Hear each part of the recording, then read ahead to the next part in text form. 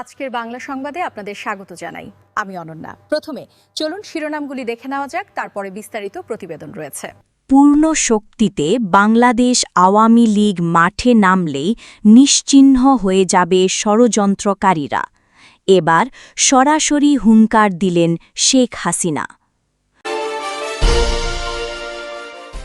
সরকারের 2 মাসে বিএনপি অন্তত 28 জন আওয়ামী লীগ নেতাকর্মীকে খুন করেছে। সব কিছুর হিসেব নেওয়া হবে। 5 থেকে 8 অগস্ট অভিভাবকের ভূমিকা পালন করেছেন রাষ্ট্রপতি, স্বরাষ্ট্রমন্ত্রী। এতক্ষণ শুনছিলেন সংবাদ শিরোনাম, এখন থাকছে বিস্তারিত।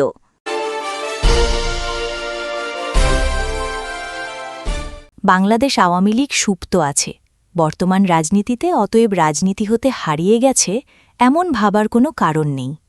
তিনি বলেন, বাংলাদেশ আওয়ামী লীগ বারবার ষড়যন্ত্রের মধ্যে পড়েছে, সেখান থেকে সামনে এগিয়ে এসেছে এবং জনগণের পাশে থেকে রাজনৈতিক আদর্শকে ফিরিয়ে এনেছে। বাংলাদেশ আওয়ামী লীগ জনগণের রাজনৈতিক দল। এ দলকে কেউ অবরুদ্ধ করে রাখার সাহস দেখালেও তা ভেদ করে সামনে এগিয়ে যাওয়ার মতো সাংগঠনিক শক্তি আমাদের দলের রয়েছে। দেশে আমাদের লাখ লাখ কর্মীকে বিনা অপরাধে ও বিনা বিচারে জেলে রেখেছে সুদী মহাজন ও তার চেলারা। আমাদের কর্মী বাহিনী নিয়ে খুব শীঘ্রই মাঠে নামার প্রস্তুতি নিচ্ছি। সুদী মহাজনের আদেশকে বিএনপি সরকারও বহাল রাখবে তা ভেবে আমরা অবাক হয়েছি। আমরা ভেবেছিলাম বিএনপি মুক্তিযুদ্ধের পক্ষের শক্তি, নিশ্চয়ই তারা কিছুটা হলেও সেটা ভেবে দেখবেন, কিন্তু সেটা হলো না।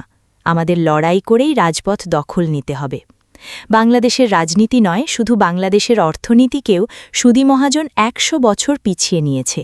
তিনি ব্যক্তিগতভাবে লাভবান হয়েছে, আর রাষ্ট্রের ষড়যন্ত্রকারী ও স্বাধীনতা বিরোধীদের সুদী মহাজন রাষ্ট্রের প্রধান বিরোধী বানিয়েছেন। এর জবাব নিশ্চয়ই সুদী মহাজনকে দেয়া হবে। রাজনৈতিক দল হিসাবে বিএনপিকে আমাদের রাজনৈতিক শত্রু মনে করি, কিন্তু বিএনপি আমাদের রাষ্ট্রীয় শত্রু নয়। তারা আমাদের রাজনৈতিক প্রতিপক্ষ, কিন্তু স্বাধীনতা বিরোধীরা আমাদের রাষ্ট্রের চিরশত্রু। আমরা বিএনপিকে বলবো, আপনারা সুদী মহাজন ইউনূসের আদেশ পালন করতে গিয়ে দেশ আমেরিকার হাতে তুলে দেবেন না। আমাদের লাখ লাখ কর্মী ও নেতাদের বিচার না করে জেলে রাখবেন না। জানেন তো, প্রতিটি জিনিসের প্রতিবিম্ব হয়। আওয়ামী লীগ যেদিন রাজনীতি পরিপূর্ণভাবে শুরু করবে, তখন আর ষড়যন্ত্রকারী জামায়াত শিবির পালাতেও সময় পাবে না।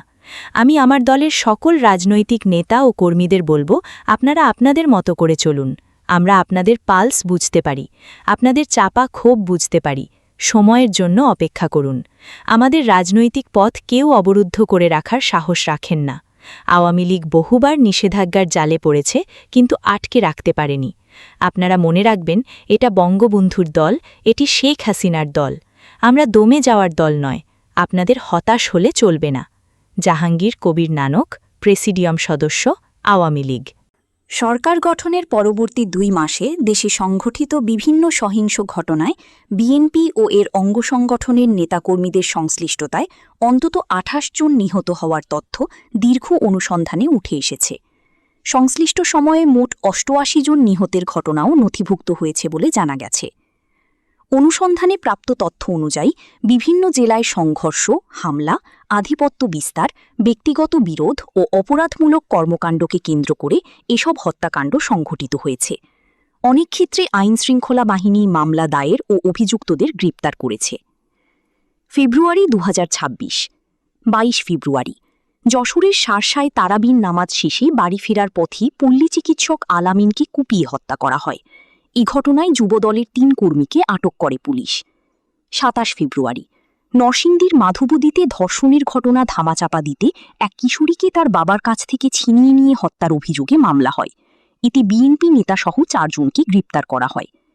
একই দিনই খুলনার দিঘুলিয়ায় আধিপত্য বিস্তারকে কেন্দ্র করে ছাত্রদলের নেতাকর্মীদের হামলায় যুবদল নেতা খান মুরাদ নিহত হন। 28 ফেব্রুয়ারি রাজশাহীর চারঘাটে দলীয় বিরোধী বিএনপি নেতা এরশাদ আলীকে পিটিয়ে হত্যা করা হয়। একই দিনই সিলেটের বালাগঞ্জে ছুরিকাঘাতে বিএনপি কর্মী শাহ ইসমাইল আলী নিহত হন। এছাড়া রাজশাহীতে দিনমজুর গোলাম মুস্তাফা হত্যার ঘটনায় বিএনপির এক নেতাকে গ্রেপ্তার করে র্যাব। মার্চ 2026, মার্চ মাস জুড়ে অন্তত 20 জন নিহতের ঘটনা ঘটে। চুয়াডাঙ্গা, পটুয়াখালী, সিরাজগঞ্জ, রাজশাহী, চট্টগ্রাম, ফেনী, খুলনা, বরিশাল, পাবনা ও ব্রাহ্মণবাড়িয়া সহ বিভিন্ন জেলায় দলীয় সংঘর্ষ, সামাজিক বিরোধ, সালিশ বৈঠক, ইজারা ও আধিপত্যকে কেন্দ্র করে এসব ঘটনা ঘটে।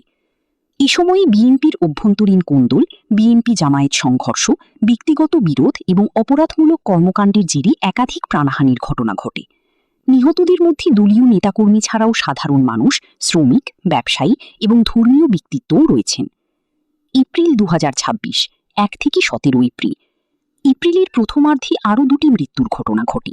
বগুড়ায় ব্যবসায়ী সমিতির এক নেতাকে তুলে নিয়ে নির্যাতনের অভিযোগ ওঠে, পরে তার মৃত্যু হয়। নোয়াখালীতে চাঁদা না দেওয়ায় হামলার শিকার হয়ে এক বৃদ্ধ মারা যান। আইনশৃঙ্খলা বাহিনীর ভূমিকা। উল্লেখিত ঘটনাগুলোর বেশিরভাগ ক্ষেত্রেই মামলা দায়ের হয়েছে এবং অভিযুক্তদের গ্রেপ্তার করেছে পুলিশ ও অন্যান্য আইনশৃঙ্খলা বাহিনী।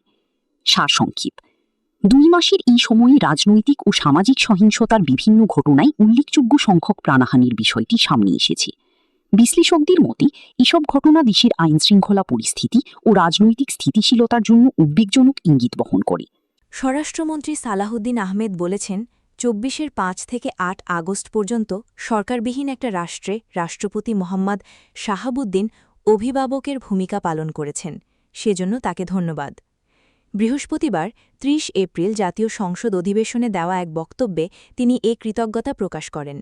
জামায়াতে ইসলামীর প্রতিষ্ঠাতা আবু আলা মওদুদীর রাজনৈতিক অবস্থান ও মুক্তিযোদ্ধা তালিকা নিয়ে চলমান বিতর্ক প্রসঙ্গে মন্ত্রী বলেন, ইতিহাসের নতুন অনেক তথ্য আমাদের সামনে আসছে।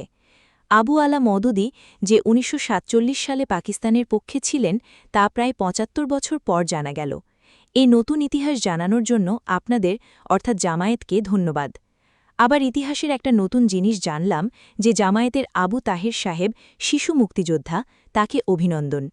বর্তমান প্রেক্ষাপটে মুক্তিযুদ্ধের সংজ্ঞায় প্রকৃত মুক্তিযোদ্ধা কারা তা এখন স্পষ্ট হয়েছে বলেও তিনি মন্তব্য করেন। সংবিধান সংশোধন নিয়ে স্বরাষ্ট্রমন্ত্রী বলেন, প্রধানমন্ত্রীর পক্ষ থেকে এরই মধ্যে বিশেষ কমিটির প্রস্তাব করা হয়েছে। বিরোধী দলকে ইঙ্গিত করে তিনি বলেন, তারা সংস্কার পরিষদ করতে চায়। সংশোধনীকে সংস্কার মনে করে তারা যদি মনে মনে খুশি হয় তবে তাতে আমাদের আপত্তি নেই। তাদের কাছে কমিটির জন্য সদস্য চাওয়া হয়েছে, তারা দেননি, আশা করি দেবেন, সময় আছে।